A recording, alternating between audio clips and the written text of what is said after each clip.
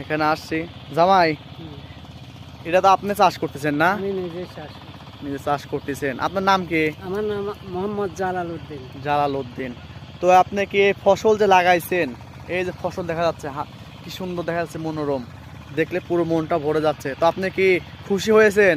আমি খুশি হয়েছি। তো এটার দাম পাচ্ছেন কি রকম এখন? ভালোই দাম পাচ্ছি, পাইকারি নিয়ে যে 80 টাকা কেজি পাইকারি দিয়ে আসি। পাইকারি 80 টাকা করে দিচ্ছেন। পাইকারি দেখেন 80 টাকা করে। কি সুন্দর কিন্তু দেখতেছেন, মাশাআল্লাহ।